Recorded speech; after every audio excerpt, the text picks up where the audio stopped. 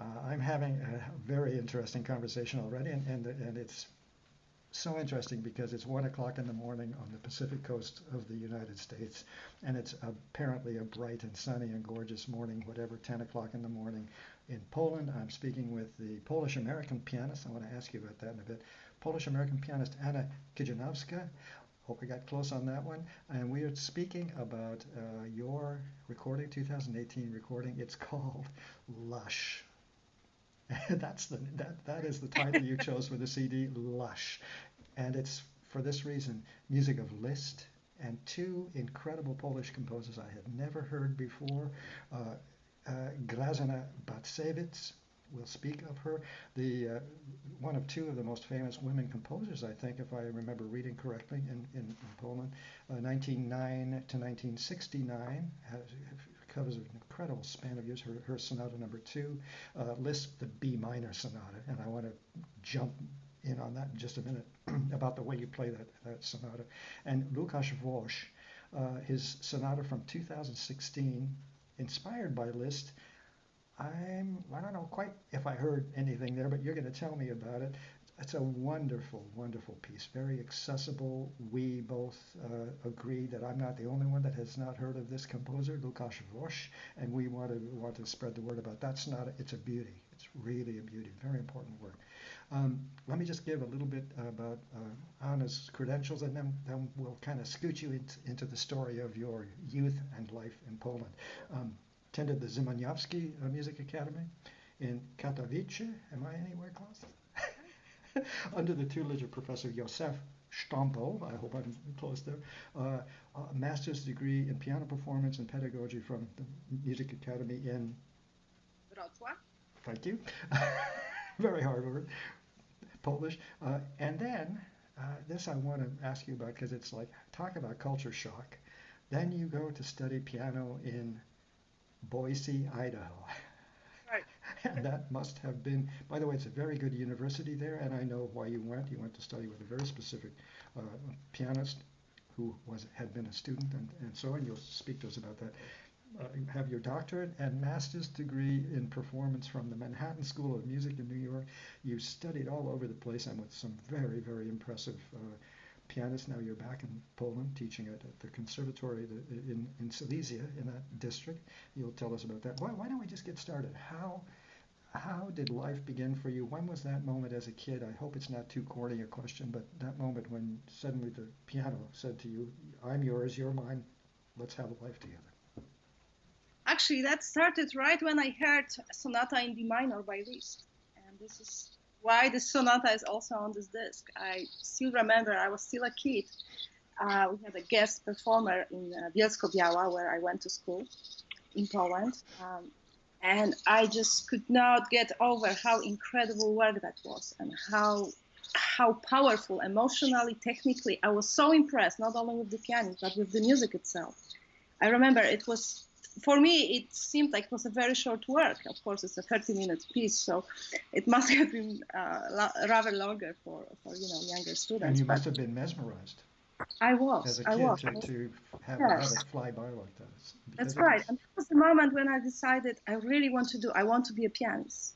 Of course, by then I was already in music school. I was taking lessons. I was playing recitals. I performed. I competed. But it was just that moment when I heard Liszt Sonata, where I decided, that's it. This is what I want to do. Wow. And after many years of studying the piece, I finally had the courage to record it. Which, as you know, the piece is very well known. It got a lot of excellent recordings, and it's a tough call, but I think I succeeded with what I wanted to do with the piece. I wanted to give it my own voice, and that's why it is on the CD. Well, and as I told you before we started recording, I've heard that masterpiece so many times, played by so many pianists. I never tire of it. I don't think the public tires of it. There's something just incredibly powerful about that sonata. The presence of it, even at roughly about a half an hour, it's just mesmerizing. But as I mentioned to you, instantly what I heard, and part of me wondered whether I might be offending you in any way, but I heard the most delicious light playing approach from you to that sonata. You know how the Russians tend to kind of really dig in and get wild and crazy with the Liszt sonata, and it's so easy to do that, and it's perfectly okay. It's an approach. But I thought to myself, Chopin. This is Chopin. This is Liszt as Chopin, and presumably that is exactly the point of your approach to that sonata. You're Polish. That's right. I'm Polish. I grew up in that environment. When I was growing up, everything was about Chopin. All education, all the concerts, most of the competitions. What mattered was if you won a Chopin competition or not. This is really what's the most important part.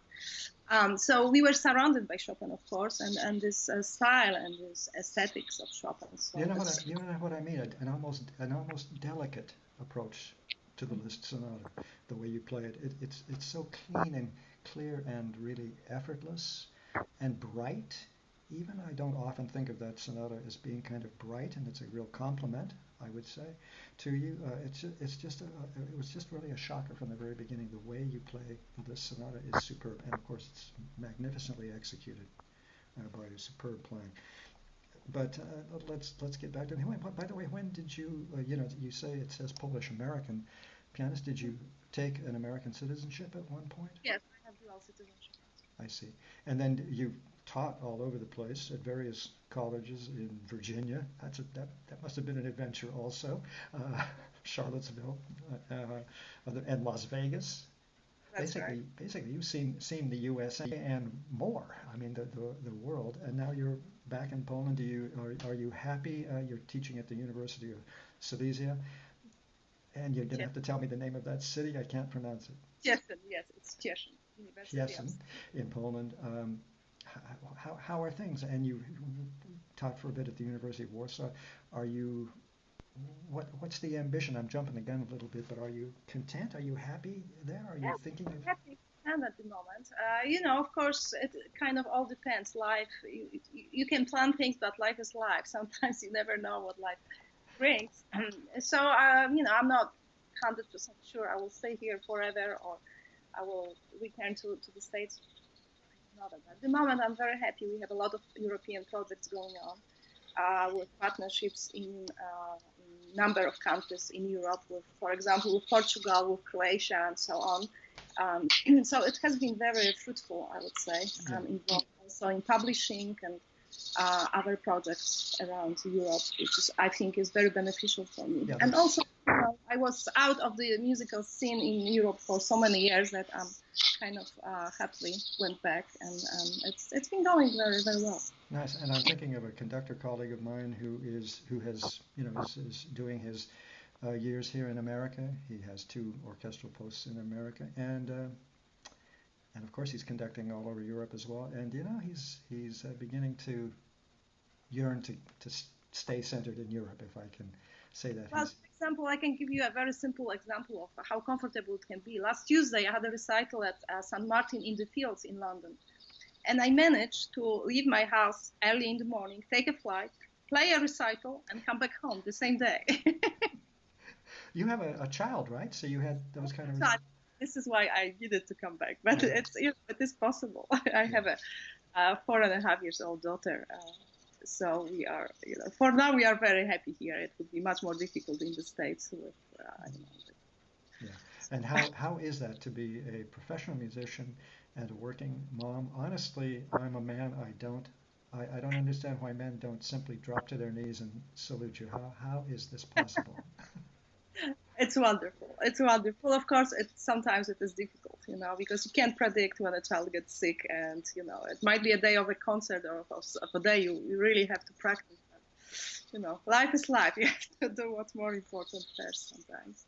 And again, just not to dwell on it too much, I don't mean to be disrespectful, but again, I remember my own culture shock when I studied in London. Now that's a whole lot different than coming from Poland to Boise, Idaho. Give me those first impressions, those many years ago, whatever it was. Suddenly you're in Boise, Idaho. Well, I think the most shocking for me was how I got to Boise, Idaho at that time. No, it was 95 or 6. We really could not afford a lot coming from Poland. So I had about $100 or $200 on me. and I couldn't afford to fly from New York to Boise, so I took a bus. So I was on a bus for 3 days and 4 nights. The people I met on the bus, the scenes I've seen, all these stops, and that was truly a culture shock. Truly, and a rapid introduction to the diversity of the American something. That's right. That's right. At the university, the level actually was very high. We had the international scholarship program. Madeleine Forte Sue had this wonderful program for us. So there were 12 people from Europe. So, at the university, it was more or less similar of, being in Europe, to be honest. There were people from Hungary, from Ukraine, from Finland, all over the Europe. So we were all together, really enjoying the program and gaining a lot because we had a lot of time to practice. We didn't have to work yet. So it was really wonderful, wonderfully run. And very often I miss that time, being in New York. Of course, New York is wonderful, but you have to support yourself and you have to manage to find a space to live and study. And it was much harder in New York later on than it was in Boise, Idaho. And how was that transition to New York? Was it Manus? Manhattan, sorry, Manhattan School of Music. Byron Janis, and at that time he was at the Manhattan School of Music. So that's what I did. I also got actually into another school in California, University of Southern California, but I chose to go to New York and study. Probably the best choice, actually, despite the climate. You never know, you never know. But yes, I was very happy. And as I mentioned, I've taken notes about the style of your playing of the list. But let's speak a little about these two incredible Polish composers. I'm going to ask you to tell us a bit more about these people. I think the most, let me just get down here to what we talked about the list. Grażyna Batsevich, her Piano Sonata number 2. I don't recall seeing the date of composition. Do you have any recollection of the date of composition? 1953. 53, and she died in 53, yes, 53, 1953. She died 59. In 69, that's right. What about this wonderful composer? How did you discover her, or is she just a standard repertoire for Poles? What? She's fairly standard. The tragedy and the beauty of Polish music is that Chopin took such a prominent place in Polish culture and also in support from the Polish government, that there is very little space left for other composers. And in my opinion, this is very unfortunate. So she is the one, along with Szymanowski, who I also championed. My first CD was with Szymanowski's Mazurkas. Both of them really kind of fall, outside the mainstream. And it's been difficult to really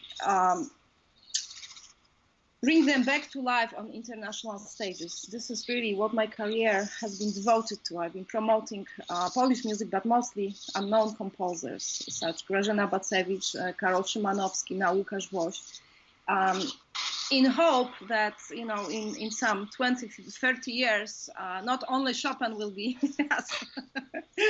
known as the greatest composer of all time. And Igor Ziemianowski is becoming much more well-known internationally. His symphonies, I'm thinking number 3, was it number 3 I saw a few years back? Anyway, that's when I first discovered Ziemianowski myself, and I noticed your recording. It's very, very interesting. Piano music I don't know of Ziemianowski, but looking at Grażyna Batsevich, I'm just pronouncing her name because it's as close as I'll ever get.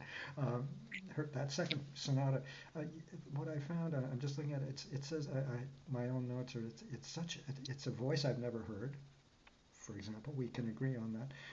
Wonderfully accessible at the same time. It's a solid, meaty work, as you said, from 53, from the mid 50s, and yet somehow it's also very accessible. It's to a public. I think the Largo is gorgeous, beautiful, and reflective writing. How has it been to prepare that sonata? Was it tough? Does she have command of the instrument, or how to write for the piano? Well, the first movement is challenging. There are jumps with very thick chords, and it's in general it's a neoclassical work. She was really critical of classical style. and of course in the 30s in Europe, that was the style a lot of composers wrote in. But she was lucky enough that she studied with Nadia Boulanger in Paris. So this is where this jazz influence comes in. And the second movement is very jazzy, as you've heard, and very approachable as well. The third movement is based on Polish folk dance, oberek. Because I see my notes say exciting, fun, peace. Exactly, and because it's a Polish, folk music. I think the first movement is the most experimental as far as the harmony goes. She goes really tries to find new ways, and get out of the major and minor, system tonality and try to really experiment with harmony. I think this is where it's really the most modernistic. Interesting, but not frightening from the public's point of view. Very, very accessible. And also, I read just very briefly that she felt very strongly about being very, very organized in her writing. Yes. Yes, constructions, form. She was almost, I don't want to say obsessed, but that was the priority for her. The construction, the form. That comes also with neoclassical style, of course. Yeah, and I hear a little Bartók, do I? Maybe? That's right. You can't not hear Bartók, I suppose, maybe in that time, in that period. And also the mid-50s, neoclassicism, Stravinsky, The Rake's Progress, and so on. And I think the years in Paris, she spent, that clearly shows that. What's also remarkable was that she was the first female concert violinist. From Poland, do you mean? Violinist. Yes, well, she traveled around Europe, actually. But she was one of Poland's first woman violinists that had that kind of career? Yeah, that she had, who had international career, yes. Interesting. I just took it for granted she was a pianist, composer. Actually, she premiered that sonata. Can you believe this? And she was a violinist. When they're that good, concert violinist, and she sits down and plays her word of the piano. Did I read? And again, my sense of Polish geography is that you're in south. I think you mentioned southwest or southeast Poland, section of Poland, where near the Czech border or something. Yeah, like that. Czech Republic. Yeah. Did I read somewhere that Lukáš Voš is near you? Sort of. I mean, have you met him? I guess is the core. Yes. We regularly meet, actually, especially when I premiere some of his works. We met a couple of weeks ago because I was premiering another work of him last week in London. A wonderful work based on Moniuszko's opera. He did really excellent job. He wrote that's the second piece he wrote specifically for me for that occasion. So we do meet. The sonata is also written for me for that CD. So this is very, very special for me. Yeah. And it's an incredible sonata, really, as I have mentioned. A beautiful sensibility. It has these wonderful jazz chords that creep in now and again. It's full of lovely tonal temperament. Hang on, I got to get something under control here. Okay, and it's so accessible. It's quite mood changing. There are sort of episodic scene changes, if you will. I don't know, pianistically. It's so entertaining, so accessible, and as we discussed, how many North American pianists know of this incredible sonata? By the way, it ends in a manner that should bring people to their feet. How was it received at Wigmore? Liszt ending. I'm sorry. It's very similar to a Liszt ending. I don't know if you realize that, but this is really, I think, where the inspiration came from. And what's really amazing is that the composer had no idea that I planned to put that sonata with Liszt sonata, and somehow he managed to.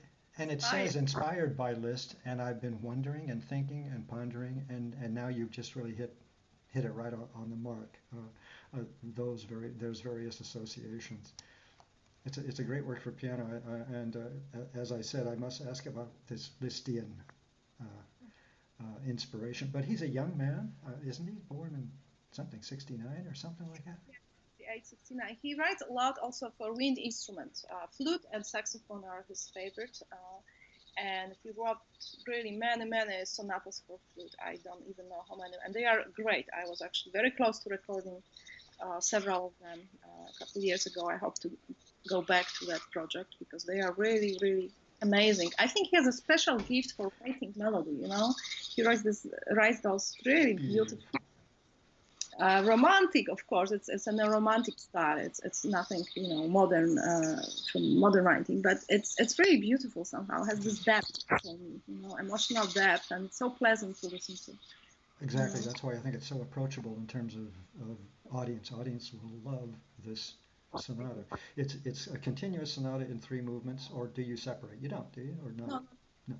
And what I found so interesting was the last movement, the toccata. I wasn't expecting the kind of jovial, speedy, pleasant, fun ideas that he puts out. Yeah. yeah, it's amazing. Actually, the work he just finished, the one I performed last week in London, has this Mazur at the end. Of course, it's based on the opera from Moniuszko, but it's incredible. So much fun and so vibrant and so live. It's just it's full of life, I would say. It's interesting. And how did the British public respond to that Oh, performance? they love it. So They love. Is Europe a little more aware of Lukács than North America is? I wonder. I don't think they've heard about him in London, but they love the piece. So they were quite noisy at the end, which was very. Yeah, That's what you want. some screaming. Yeah, exactly. And yeah, bravo. So Well, I think it was great. basically what I want to ask next, and then I'm going to kind of wind it down. And by the way, I think of if there is a reason to for people to buy your CD, and by the way, I'll put our video interview up. I'll be reviewing the CD, the links to buy the album, all that good stuff. It's readily available. Romeo is a big label in Europe, but I think that Lukács Voss is probably one of the most important reasons to buy this CD for pianists, for serious pianists looking for fresh repertoire. Yeah. It's always an agony. It always costs a lot of money. There's the years of preparation, the studio. I just spoke with somebody who put together an orchestra, and that was a nightmare. You can imagine. Do you have any plans? Are you worn out between now and the next CD? I do have a lot of plans. I'm still waiting for funding, of course, but we have some very unfortunate changes in the government at the moment. So I don't know if the university will be able to support my CD again, because that CD actually was supported by my university, which I think is very wonderful. But what I would love to do is another CD with actually Łukasz Woś, full CD with his piano works, because there's a lot of great pieces he wrote. I premiered at least 20 of them, so I really know his repertoire, and it's some great jewels there.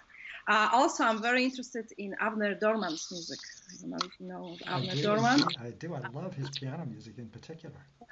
Yes, I love his sonatas. So this is another thing I would Also a love to. very accessible composer, just a brilliant composer. All of the piano music of his I've heard has just stood out as entertain. All the good stuff that sounds somehow less than artsy. I mean, but so entertaining, so tuneful, just as with Vosh. Beautiful, tuneful, neo-romantic, I guess, if you wish to put some kind of crazy label on it.